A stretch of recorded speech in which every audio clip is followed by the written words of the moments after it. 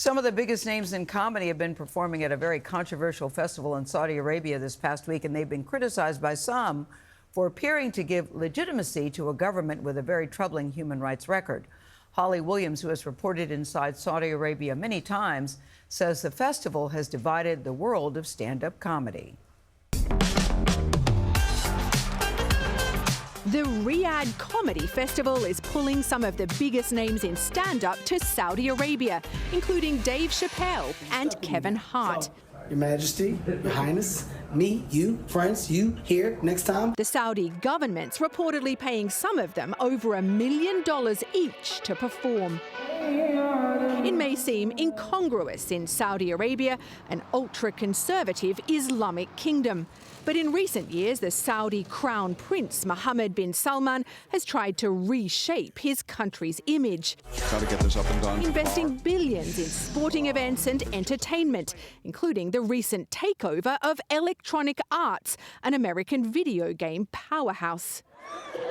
As we discovered back in 2017, Saudi Arabia has plenty of comedy fans, though one Saudi stand-up admitted he was stealing his material. I take from Chris Rock. Nobody know. Don't tell anyone. You stole a joke from Chris Rock? Yeah, I do it. I do. Nobody know.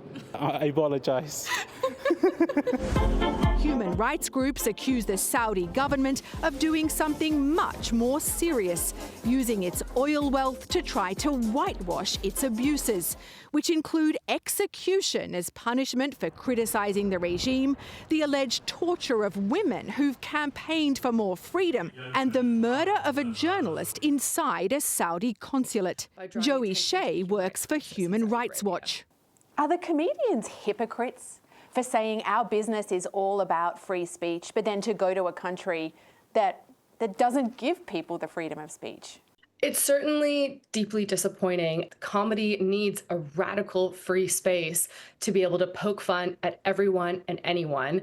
And so far, I haven't seen anyone make a joke at Mohammed bin Salman or his authorities' expense.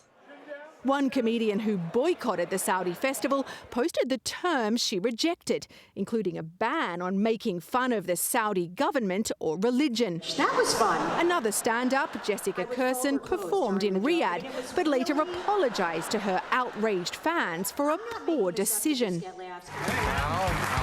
Others have defended themselves for taking Saudi money. So you're going to Saudi Arabia. Louis C.K. explained his thinking on Real Time with Bill Maher. I love stand-up comedy and I love comedians. So the fact that that's opening up and starting to bud, I want to see it. I want to be part of it.